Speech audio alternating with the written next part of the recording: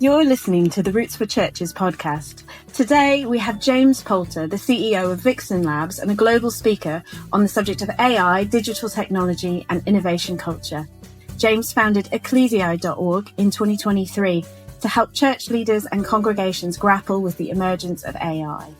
In our conversation, we discuss what AI is, whether churches should or could use it, and how to best go about that. We hope you enjoy the conversation. Thanks for joining us. Here we go. Hello, James. Thanks for joining us on the Roots for Churches podcast. I'm quite excited today. We are talking about a very topical issue, artificial intelligence. And I know that that's an issue that for some people sparks a bit of interest, others a bit of fear, other people wish they didn't have to deal with it. And we want to particularly talk about how that relates to church. So can we start off by you just telling us a bit about yourself and why you're interested in AI? Sure.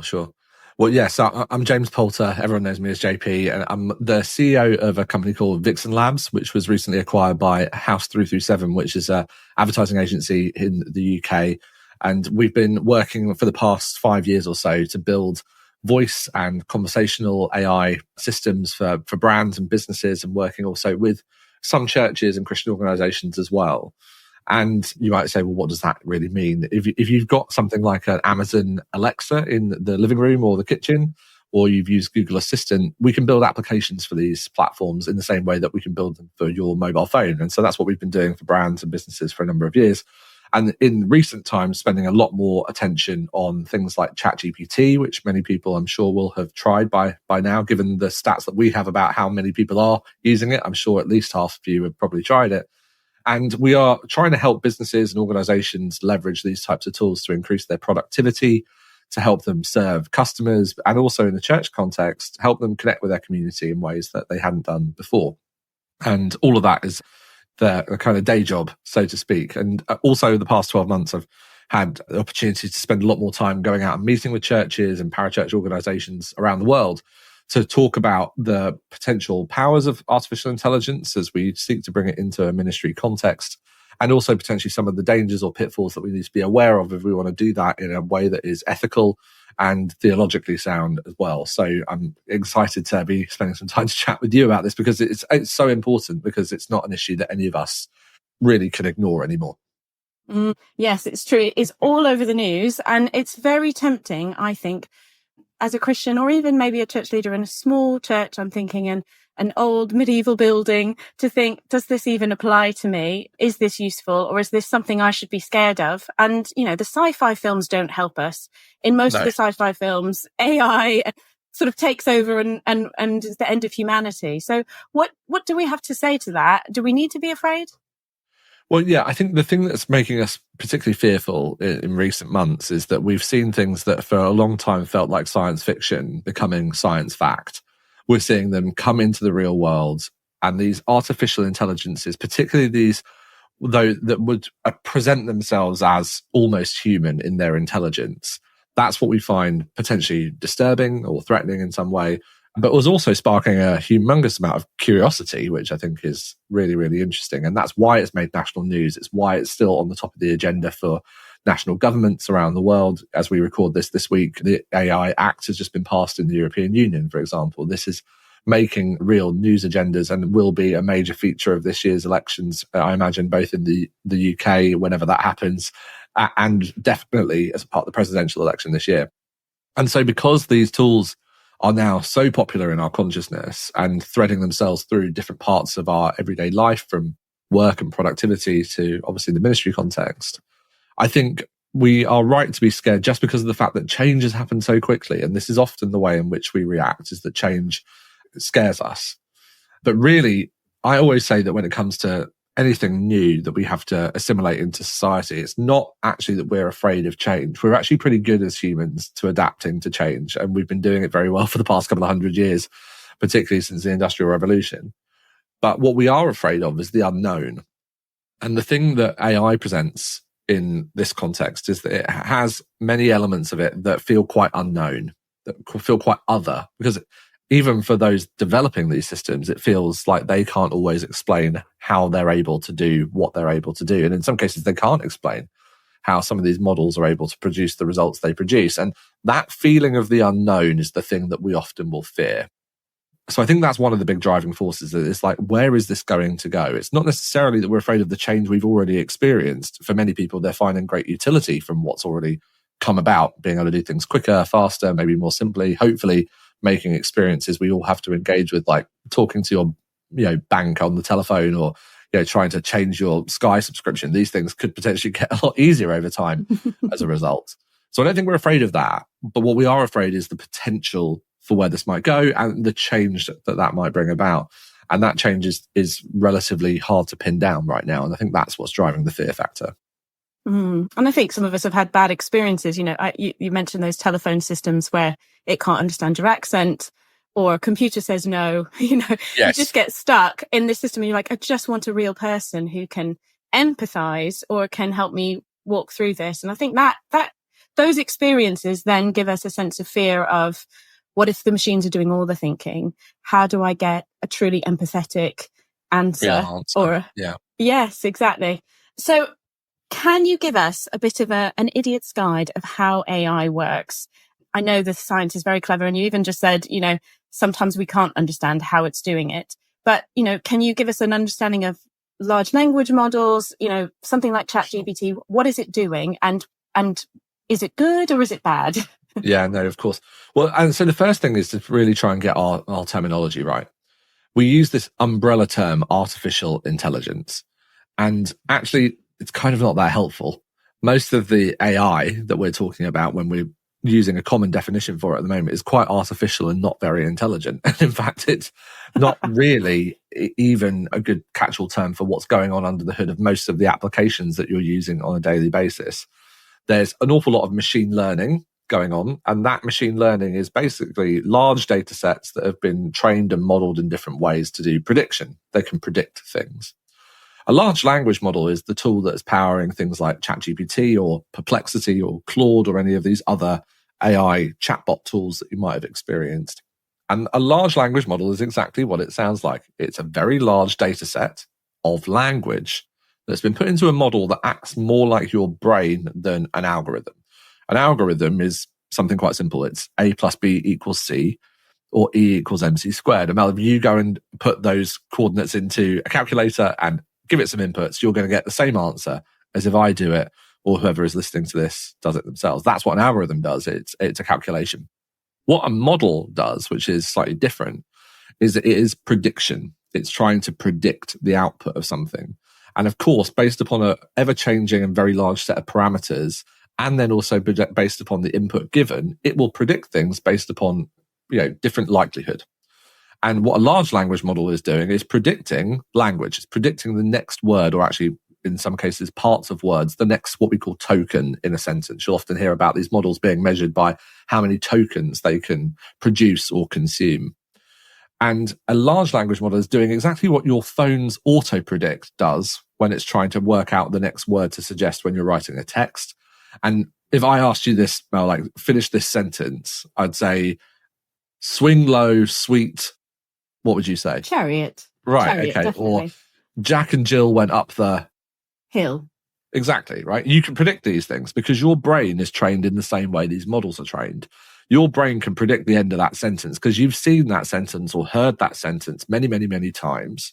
And if I leave the gap at the end, your brain runs one word to the next at a speed you can't comprehend on a conscious level and predicts the next word at the end of the sentence. And you even hear it in your brain before you say it out loud. And that's exactly what's going on inside of these language models. They're able to do this at scales that has never been possible before because of the types of processing that we have available to us, the types of chips that they're running on from a technology side of things, and because they've seen the data at a scale of human consciousness expressed through the internet. That's what most of these models have been trained on, is many, many billions of tokens which have been generated from large corpuses of text, predominantly brought from the internet. Not in all cases, but in most cases. And what we're seeing now is those models are being refined and tuned, and connections are being made in the same way that connections in shorthand is kind of made in your brain for different tasks that you do every day to make them smaller and smaller, actually, so they can run in more places. And that's basically what's going on underneath the hood of ChatGPT in the most simple of forms. whilst That's also really being very clever helpful. and complex. Yes. No, it's a really helpful explanation. And the question a lot of people have is, where is this data being sourced? So is the data current? Is the data reliable? We all know that you can find all sorts of nonsense on the internet, and the computer that is mining this doesn't know if it's good or bad or nonsense or made up, or if somebody's putting out false information. So when it's mining this info to then split it out for us, when we say, please write me a paragraph about, artificial intelligence, how do we know that it's mining good data and not bad data? Well, again, this is a complicated thing to answer because when we talk about how does AI know this, there are many different types of artificial intelligence. But so let's continue with ChatGPT, probably because it's the one that most people have tried. But give you an example. The models that run inside of ChatGPT, which is GPT 3.5 and GPT-4, as we record this, who knows when GPT-5 is coming along. These models have been trained on large data sets from the internet. In many cases, it's been scraped from things like Twitter. It's been scraped from the open web. It's been scraped from the comments that sit in forum websites like Reddit and many other places, as well as also some corpuses of publicly available and out of copyright materials. So like the works of Shakespeare and things like that. And they've been trained on these models many, many times. The thing that I think often gets overlooked is the fact that it wasn't like these models were just trained with a bunch of data and then just turned on the public in the form of ChatGPT. Actually, an awful lot of work has been done by many, many thousands and thousands of humans. And we could have a discussion about ethically whether or not those humans were recruited and paid well or not, but that's a different point. But many, many humans have been reviewing the outputs of these models for several years before they've become released. It's called reinforcement learning through human feedback, or RLHF. And what that basically looks like is every time you go onto something like YouTube or onto Twitter and you see that little thumbs up, thumbs down buttons, what you're actually participating in is reinforcement learning through human feedback. You, the human, are providing feedback and you're reinforcing the learning that the model is doing. What does that mean? It means that we've had many thousands of people checking the outputs of these models and quite simply going, did this answer my question or did it not? Is it good? Is it bad? Is it false? Is it correct? These types of outputs. And people literally hitting the thumbs up, thumbs down in a console for many, many days, hundreds of days, to make the model accuracy better and better and gradually weed out some of that disinformation. And the other thing that's going on is the models themselves have rules, and those rules have been evolving over time. So you'll notice now, if you've been using ChatGPT for some time, many more often than previously, you'll come across commands you give it where it says, I'm sorry, I can't help you with that. And the reason it says I can't help you with things like unfurling the contents of a New York Times article has been well documented in the news recently. The New York Times has been suing OpenAI, is because OpenAI have put parameters on that model to say, no, don't do that because we don't want people to have access to content that was previously behind a paywall. And there are many other examples, things like being able to make it produce the example is always given, teach me how to make a nuclear bomb. It's not going to do that, thankfully. And even if so, it doesn't mean that you've got access to enriched uranium anytime soon. But these types of commands are the things that have been built into these models to give them controls to make them more safe. And that work is an ongoing piece by all of the major model creation teams and also the people that are building applications on top of them. That's helpful and does get rid of a little bit of fear, doesn't it? Because it feels like information at your fingertips does not make wise people necessarily. It's, as we know, the internet hasn't made us cleverer necessarily. It's just got more information. And one of the skills is knowing whether your information is true or not, because there's just so much of it. So can we talk about bias in AI? So I've heard lots of talk about, the information is biased, or the people maybe feeding back on it are of a certain demographic and set. So it predisposes you to a certain thing. I've played around with some of the ones where you can create images, and they do predominantly create white people in the images. There is a bias in there, and unless you specifically tell it, do it, create me an Afro-Caribbean gentleman, it doesn't. Sure. So, yeah. Yeah. So it's first worth saying that, as I've come back to, all of these models predominantly are trained on the information that they have available to them publicly, sometimes more or less publicly via the internet. And the internet is biased. So that's the first thing to say, is that, of course, there are biases in the inputs that come into these models because the internet is a biased place.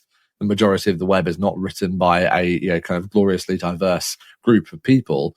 And never has been since its inception. And it certainly still isn't now in terms of the amount of people that are producing content for the web. So therefore, everything that goes into these models has the propensity to be biased. Obviously, all of the teams working on this stuff are trying to gradually make sure more and more often the models are able to produce stuff that is, despite its original input, less biased in what it is able to output. Because even if there is a imbalance in the inputs, it doesn't mean that you have to recall that imbalance when you create the outputs. We've obviously, as you allude to there, seen most examples of this coming to the fore because it's more obvious to us, I think, and we're certainly more able to spot it in visual media rather than in the written word. And so, yes, models like DALL-E or the Gemini Pro models that have been just recently released by Google and Mistral, there are many others, all have had at some point or other examples where these are able to produce images that either are biased in their sense or just nonsensical for the context that they've been used. The most recent example from Google a couple of weeks ago when they updated their Google Bard model that's now known as Gemini was people being able to ask for, kind of show me pictures of a Nazi, and it was producing the inverse problem, which was it was producing a gloriously diverse picture of people in Nazi uniforms, obviously not at all able to understand the historical context of what someone looked like at the time of that image being produced. And obviously that's been corrected and the team at Google have spoken out on this subsequently and acknowledged that there can be these problems.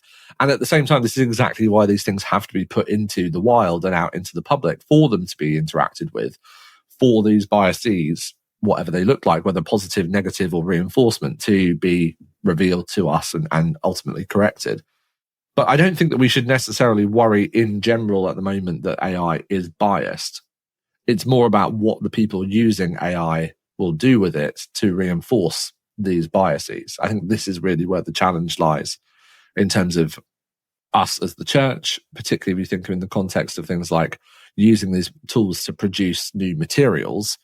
Well, if they only have a certain set of materials to work from in the first place, and we aren't actively a big enough group of people correcting that bias, then it's not necessarily that there's really negative outcomes that will become obvious immediately, but the feeding of the machine back on itself, that kind of analogy of a snake eating its tail, becomes quite apt in this case, because obviously if more and more of the content produced on the web is produced from the content that already exists on the internet without an awful lot of work being put into it to create original thought, then the future training sets of that data is reducing you down and down and down to the lowest common denominator. And I think that's what we worry about for the future of some of these language models and the tools that are created on top of them. And that's actually where the biases become more reinforced than anywhere else. It's actually in our usage of them, not necessarily in the models themselves originally being biased, although inherently, of course, many of them are. So I'm understanding you to say that one of the challenges of AI is that it makes us lazy in terms of creativity, that because we can get a computer to do it, we then don't stop and create ourselves. So we're not adding new data or new ideas, and then the machine is just recycling and giving us more of the same with slightly different word orders. Well, I think we see that with the invention of any technology, when humans get hold of it and are able to do the same thing faster, quicker, and cheaper, then you usually get an abundance culture produced, right?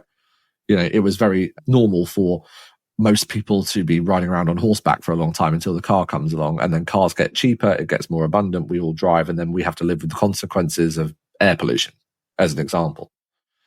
There are many positives. We can certainly say that the advent of the car has had a net positive benefit in most life factors and on human Earth, but there is still drawbacks. And the same thing will be true of this, is that when we all have the opportunity to do what we were doing 5 minutes ago in half the time, why wouldn't you take it? But then it's really being critical about how do we use these tools. For example, just to put it in a really kind of basic concept, we've seen in the past few years tools like Canva, become very, very popular with churches, in particular, and ministries, because Photoshop as a tool was designed for photo editors as an expert set of people.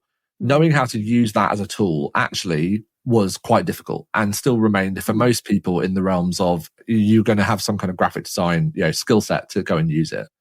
Indeed. But the simplicity of something like Canva has made it much more popular. Now, the downside of all of that is that you go to any church up and down the country that doesn't have a design team, and basically their posters, their ministry leaflets, their slide backgrounds and backdrops all look essentially the same. Now, if you are a local parishioner, kind of living as I do in the kind of the rural part of Surrey, well, you don't very much care if all of the posters at every other church up and down the country look the same as the posters in your church, because you're never going to go to the other churches, so it doesn't matter. But if you want to say, is this generally improving the creativity of our churches in society? I would say the answer would be no. And that's where we have to ask. It's democratizing it somehow. Yeah. Precisely. So we all get to participate. It's allowing a lot of people. Yeah. We all get to participate. But when we all get to participate, generally speaking, you don't get the massive diversity of thought that most of us would have hoped for. Usually we see that we have to aggregate around a certain set of norms, and those norms then become embedded. And then we say, oh, isn't it a shame that, we don't have more creativity places? But the tools that we've wanted to make it easier for all of us to participate don't generally lead us towards being more creative. No. We all have access to cheap paintbrushes, but we're not in a second renaissance right now in terms of art. True. And I think also it cheapens. So in our head, we budget less because we're like, oh, I could do that myself on Canva. Or I could just get this person at church to knock something up. We don't set aside budget to pay a graphic designer to design these things. Then we haven't got that money or that time set aside. And we sort of devalue it in some ways because it can be done on the cheap or quickly by ourselves. So yeah, I think there is that. Do we value the skill set and the creativity of these people who've trained hard and long to be able to do these things professionally? Precisely. When it's democratized, there's wins and losses, isn't there, with this? And it's a challenge. So let's bring it back to the church. I think just to linger on that a minute though, is that I think what we see is that with every time this new tech comes in, say social media, good example, when Instagram first comes out, we all had a go at being a creative photographer using Instagram, right? Yeah. But actually, the majority of Instagram users never create any content whatsoever. They don't post to Reels, they don't post to the grid, they don't post to stories. And we usually see 10% or so of the people who are always going to be the creative people are the ones that create 90% of the content that is on Instagram. And so to just answer your question directly is, will this make us less creative? No, I think those people that were not going to be of that mindset in the first place will use these tools to get done.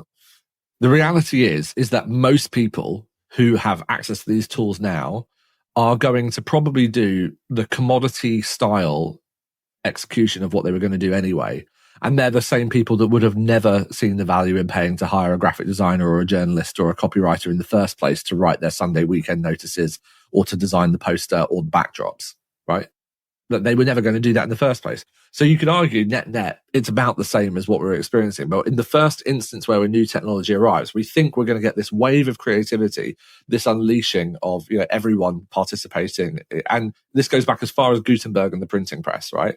People thought this is the democratization of journalism in society. We'll all be writing stuff. We'll all be printing things. And in reality, you get the Times of London that does a very good job that can afford to do it at a scale, and you end up with about 5 newspapers. And the same thing is true here, is that we will see, I think, a mass abundance of people trying to be creative with these tools. And ultimately, we'll end up diverting back to the ones that would have always paid a creative to do the work. We'll end up paying a creative to do the work. The real challenge for us is to then look for the opportunities to use stuff in other parts of our workflow that we always have to pick up, that we would always do, regardless of budget, time, and availability. And that's where I think there's real opportunity. Yeah, so let's talk about how we use these tools in the church. So there's obviously sort of productivity tools that are AI, so it can help you manage your diary. It can help transcribe sermons or podcasts. They do need checking, it's not fail-proof. You have to check that it's done it correctly, but it saves a huge amount of time. And what other ways could churches maximize this tool to help them? Yeah.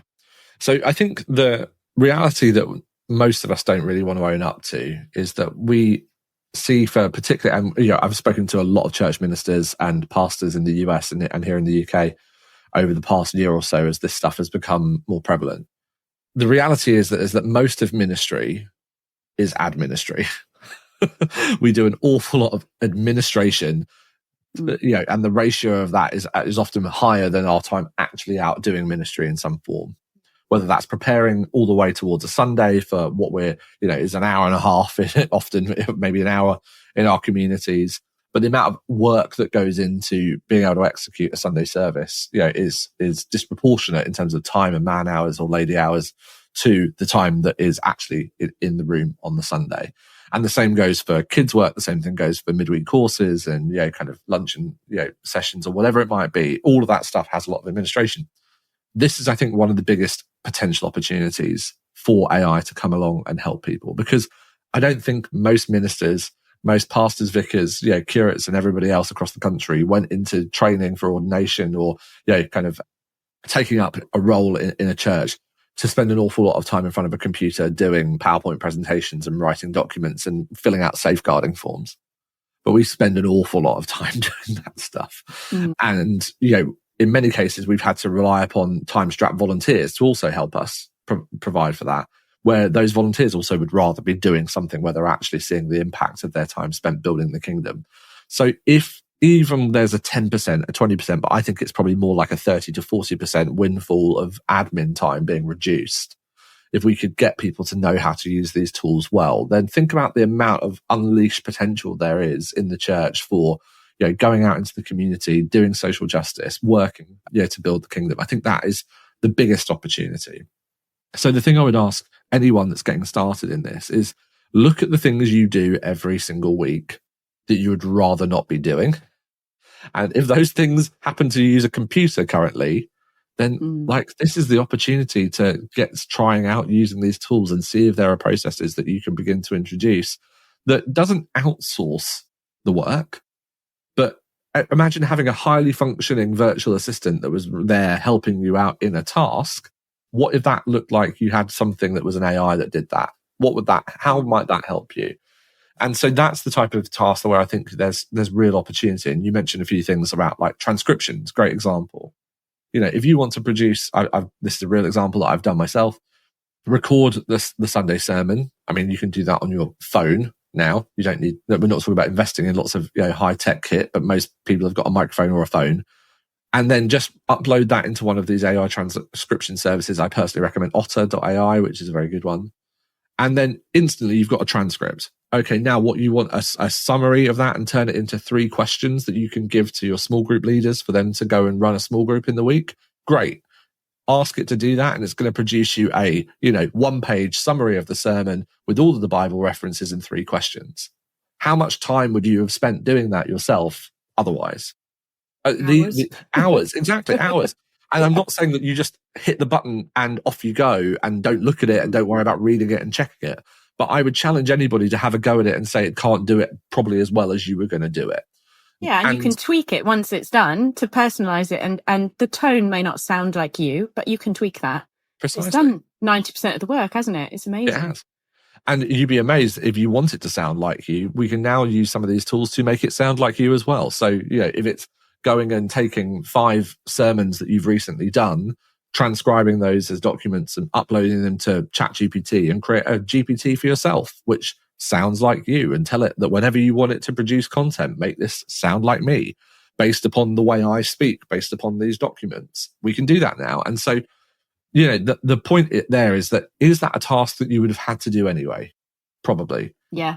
Or is it a task that you wish you could be doing, but you don't have the time to do? More likely, I think it's that. And these are the opportunities that I think could kind of give us, it's a very small example, but that you can probably count throughout the week hundreds of these small things that you're having to do to kind of keep a church ticking, to keep a ministry up and running, or things that you feel like are missed opportunities that you just never get around to. This is the stuff that I think there's real opportunity with. That's really helpful. So let's talk about a little bit of this idea of when does it have to be a human? So as the Roots team, we were playing around with ChatGPT and we said, write us a prayer. And it did a very good job. And obviously it's mining prayers that are out there on the internet. And I've been reflecting, when is a prayer a prayer? Is it a prayer because a computer has compiled previous prayers into the right sort of predicted language? Or is it only a prayer once some human prays it with faith? And similarly, if somebody's using this for sermon preparation, which I think is probably quite tempting for people, where is the space for human inspiration and also the inspiration of the Holy Spirit as we pray and write, particularly things around faith and things that matter of conscience and authenticity? Where do you feel like the line might be in terms of what can we use it for in terms of generating content? And should we only be using it really for sort of time-saving summarizing of content we've already created? Sure. Okay, well, let's unpack a couple of those different things. I think also the prayer context from the sermon prep one, they have some overlap, but they are different kind of use cases. Just talking about prayer to begin with, I mean, I think most of us would struggle to go into a church today and say to someone, hey, I'd love you to pray about this out loud, go. And you weren't able to predict pretty much the way in which they were going to pray about it. We are creatures of habit, aren't we? Maybe that's controversial, but it comes back to this point that I started with, which is what is a large language model? It's a model, a bit like your brain, trained on a whole bunch of examples that it's seen before, and it's predicting what it should sound like when it does that. So if the question is, can a large language model write a prayer equivalent to the way that someone might pray one? Well, yes, it can, because it's seen enough of them to predict what it looks like. Because funnily enough, we all tend to pray in very similar ways, certainly within certain cultural and demographic boundaries. Yeah. And also our grasp of language, which is also an important aspect to this. So yes, it can write a prayer. Can an AI pray a prayer? Well, no, because there is no consciousness in these models and the Holy Spirit doesn't dwell within them. No, it cannot pray a prayer. It doesn't have that imago Dei, that made in the image of Godness inside of a model, no matter how complex it is. And we can't impart that to anybody else because God says we don't have the power to do that. Only he is the one that's able to create in his likeness. We can't do that. We can create something that looks like us. And that's probably what most of these models are doing. And so maybe they have some inherent part of our own humanness in them for sure. But I don't think that they carry the part of us that is God through into these models. So no, I don't think they can pray. Can you write a prayer with ChatGPT, pick it up and pray it earnestly? Yes, I think absolutely you can. In the same way that, even at Roots, great example, you guys are producing materials and many other people will rely upon materials. In the same way that I don't think that you would, if I've got this fantastic book on my desk here for those of you that are listening, but I'll tell you what it is. It's called Liturgies for Hope by Audrey Elledge and Elizabeth Moore. Highly recommend. Great example of some modern liturgy. And, these were written for me. But when I pray through them, absolutely, do I think that I'm praying them earnestly? Yes, I do. And I'm sure that's the case for anyone reading a catechism through to the Book of Common Prayer or Book of Common Worship. Yeah, of course, throughout church history, we've relied upon written words by other people.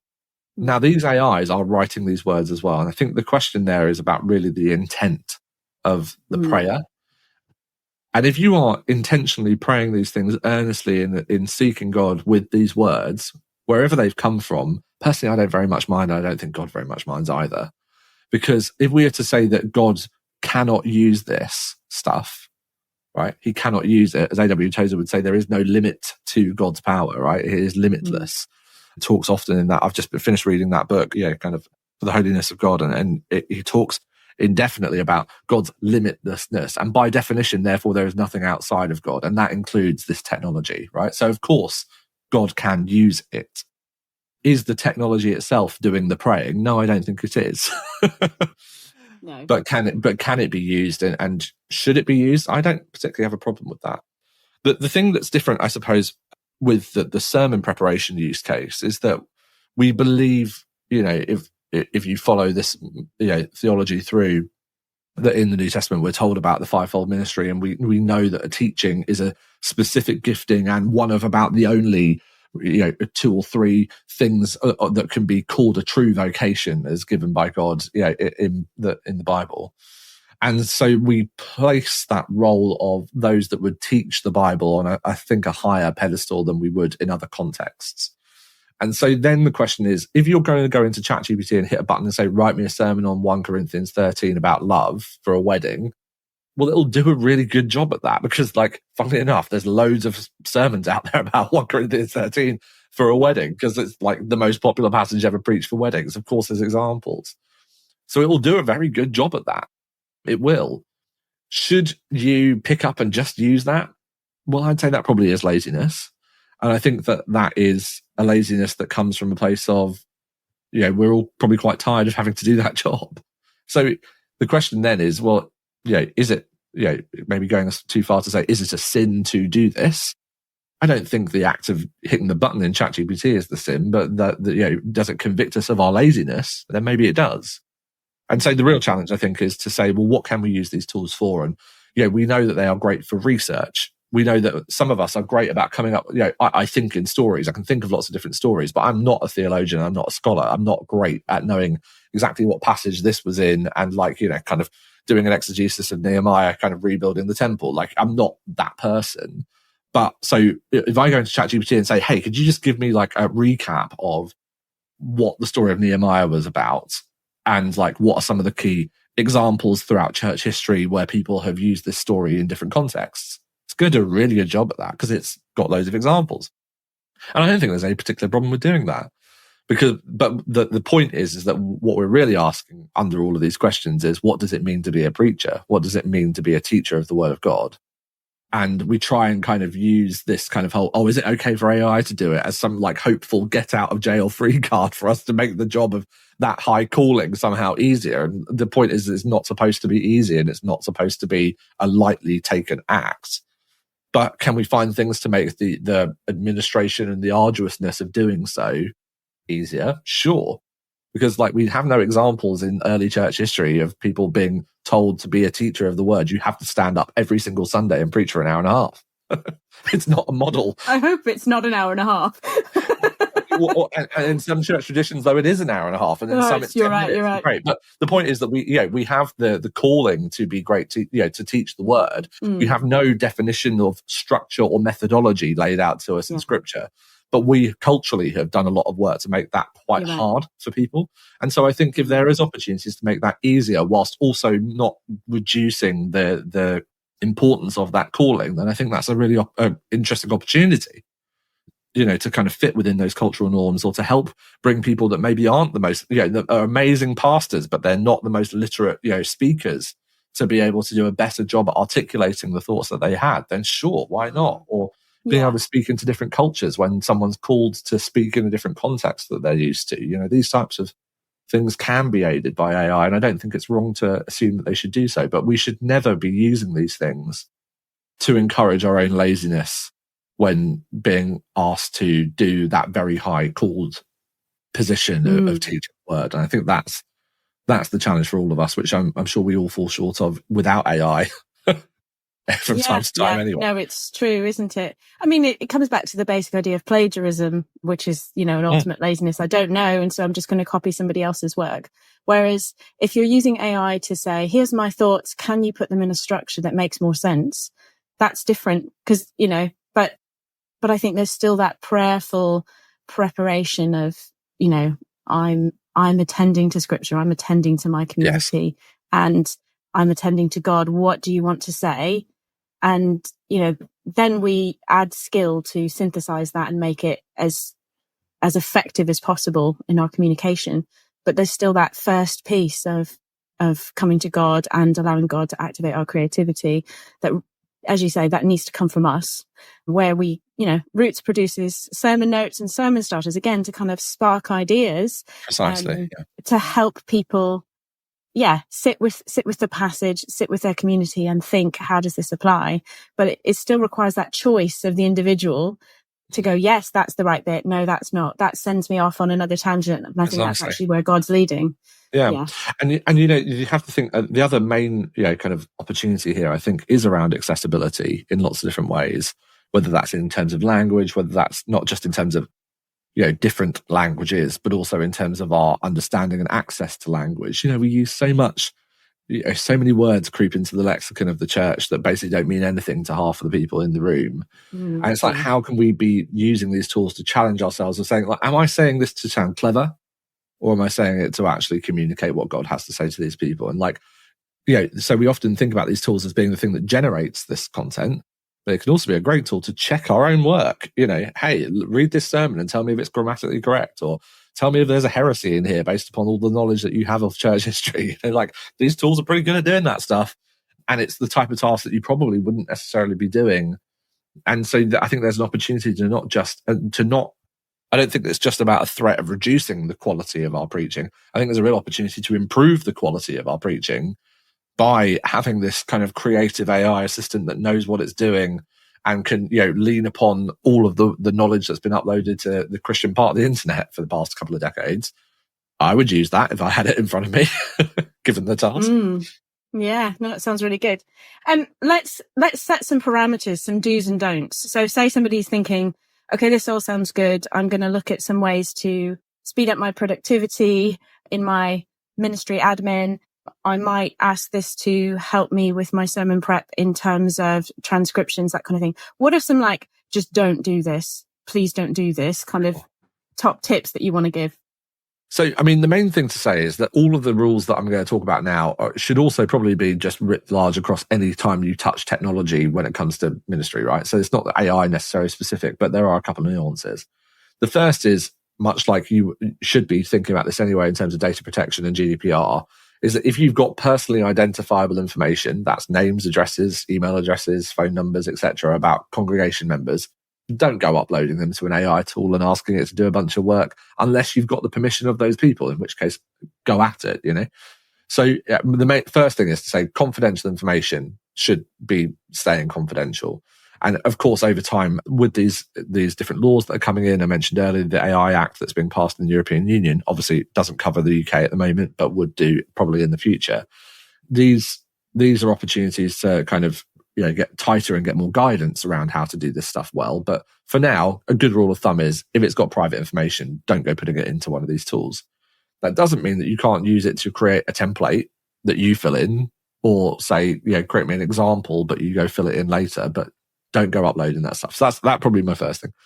The second is, if you are going to start heavily relying upon these tools to do things like generate the pictures that go in your sermon leaflets, or you're going to put them in the for the motion backgrounds in your worship services, or whatever else context you're going to use any of these tools, whether it's image generation, whether it's text generation or others, one of the things that we've been recommending to churches is just write down some disclosures about the fact that you're doing it and that you're going to be doing it, and let congregations know. Be transparent. Ultimately, that's the real thing. So are you being accountable in terms of the way in which you're managing the data? Are you being transparent in terms of the way in which you are sharing this information? And thirdly is also about being sustainable. So if you are going to start using more and more of these tools, think about the stewardship that you have in front of you of the funds that are coming through the business. Many of these tools, right, have different uses, and many of them overlap. And so don't just go trying out absolutely every single thing. Make sure you're really understanding the potential of the different tools you're picking up, because these things have an impact in terms of the compute power that they're using, therefore the impact they're having on the world in terms of energy usage. And if we want to steward God's creation and also the money and time given by our congregations, then we should be thinking about doing these things in a sustainable way.